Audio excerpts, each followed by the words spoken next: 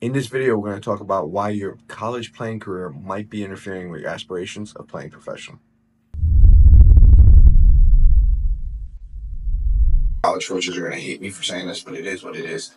College soccer is a great vehicle to get your education. If you want a college education and you can leverage playing college soccer, amazing. But it is 2024 where you can get an education online and you can also chase the dream. And a lot of players, a lot of people will say, well, why are you giving these guys false hope? Why are you telling them they can play professionally when they can't? They don't even have a chance. And that's bullshit. And that's the culture of American soccer. Look, one thing I learned when I moved to England at 18 years old was there's a division that's competitive and you have an opportunity to succeed from first, which is the Premier League, all the way to seventh or eighth division, ninth division. Now, someone in the ninth division may never get to the Premier League. That happened, yes, but they may never get there. But they can go to seventh, from seventh division to third division, which is League One. And you could make an amazing salary. You can have an amazing life. You can play at an amazing competitive level. So if I'm 18 years old and I have a job, or I'm going to uni, as they say in England, or college, or university, as they say in Europe, and I'm playing for a sixth, seventh division team, and I'm focused on getting better every day, there's always that possibility of me getting picked up by a bigger team. In the States, when you play college soccer, there's not. Even when you play UPSL, USL, MPSL, there's never an opportunity. It's rare, in 0.1, and that's being generous, chance to even get seen by a bigger club. College soccer it creates a false identity of what it is to be a professional, what it is to understand the pressures of being a professional. Listen, there's some amazing college programs out there, and there's some amazing college coaches out there. That's the truth. Some of my friends coach college, and they're amazing coaches. They probably are better than me, but the reality is there's no pressure. Maybe a little pressure if you don't qualify for the tournament, you might get fired. Maybe. But most of those guys are at these college jobs for so long, they're running camps and making a lot of money. But here's it from the player's perspective.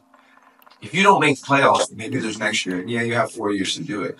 But in a professional game, and this is something I've learned by playing in Europe, and I think some of the Americans that we have signed for our professional team, Olympia Santa Maria, have learned is, listen, you have a 1 year contract. People are putting money on you to perform. If you don't perform, you lose that money. If you don't perform, there's the chance of getting relegated. If you do perform, there's a chance that that investment in you becomes even more valuable by getting promoted and getting TV deals and ticket sales and jersey sales and player sales. That's something American soccer and college soccer just can't do for you. And that's something that really needs to be spoken about. It's not about if it's competitive. I'm sure, the American is, yeah, let's go win, let's go do it. But there's no real pressure. You know what it's like with fans or people that are so passionate about the sport, which it's a different culture in Europe, right? Like in America, you start playing football because it's an amazing cardio sport, and mom and daddy want to put you in it because soccer is fun, or yeah, your parents love soccer. But through the culture of youth soccer all the way to college, there's no competitive side to it.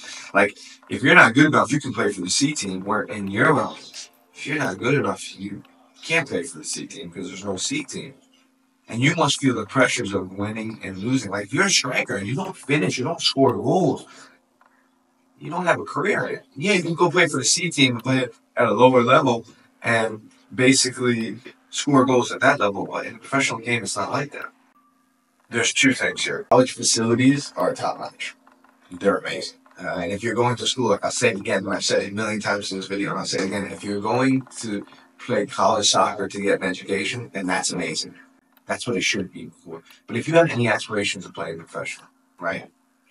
The facilities, the system, the 3 months out of the year season is not realistic to the rest of the world. So some of these guys are going from college soccer and expecting to go to Europe and play Division 3, Division 4, and they're like, oh, I play D1 college. I can play. Do you understand some of the best college players are from these D4, D3 leagues in Europe? Because they're in a different system, a different culture where They're playing the sport 10 months out of the year before they get into college. They're playing for an amazing youth academy or a youth academy that takes the sport a lot more serious. It's the first sport in the country, like baseball, basketball, hockey. They're bigger sports. Soccer's becoming it, but wait, soccer's becoming it in terms of participation. But in terms of passion, football, basketball, MLB, those are still the main sports. Yes, more kids are participating in soccer, but the passion and understanding of the game is not what it is in Europe. If you walk down the sideline of a youth game, you see New York Knicks hats, Yankees hats, Rangers, Patriots, LA Lakers. You don't see that many Liverpool hats, Manchester United hats. And if you do, they don't understand what the club truly means from a culture standpoint. And then the facilities. I mean, people are paying hundreds of thousands of dollars a year to go to get a college education. So that money can be pumped into facilities. Forget if you got a scholarship, that's great. But let's say the school has 20,000 people that are paying 60 grand a year.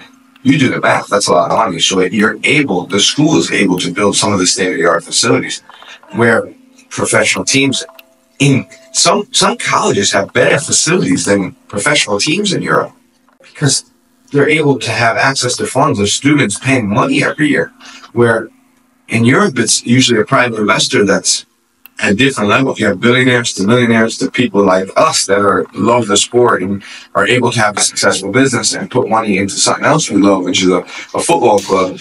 We don't have that access to funds as universities do. So what happens is a college D1 player goes in there, he gets amazing gear, he gets the most amazing training facility, and he thinks, all right, I'm going to go play pro now, I'm going to get the same facility. And it's like, whoa. Listen, you're not better than some players playing third division, fourth division in some countries who are playing in less. So when you come out of college, do not expect the same facilities, the same treatment, the same everything, because it's just not reality. And they don't get that. So what happens is their mind becomes soft. They come into another environment. They're like, oh, I'm not used to this. This is hard.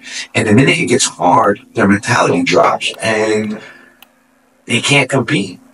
They can't because they're so like, this feels not the best. Well, I don't even have the training years old. And it's like, well, what are you playing the game for?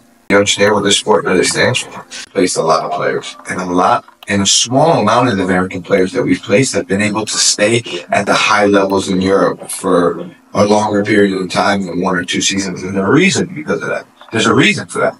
Because look, they're not conditioned for the cutthroat of the industry. When they grow up, they're like, it's sport. And sport isn't really looked up as a job. It's more looked at as a hobby, a fun thing you do as a child. But in Europe here, when you're playing professional soccer, football, it's so cutthroat. And at the youth level, if you're not performing, you get cut. And there's nowhere else to go. And people take it seriously because it's a business. So that competitor side that the business of football brings in Europe is crazy. They're selling players for millions of dollars. TV deals are millions of dollars, hundreds of thousands of dollars at the lower level.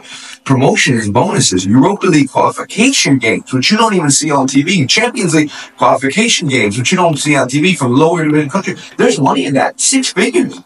So you don't understand that even if you go play third division in Romania, if we get promoted, there's more money, more sponsors, more bonus, more ticket sales. So they're like, well, I'm playing third division. It's not like it's not big. Yeah, people are putting hundreds of thousands of dollars into this team. And even if your salary is $500 per month, you got to perform. And people don't see that. And Americans can't understand that because they always pay to play. And they have no pressure because if they pay to play, they expect something.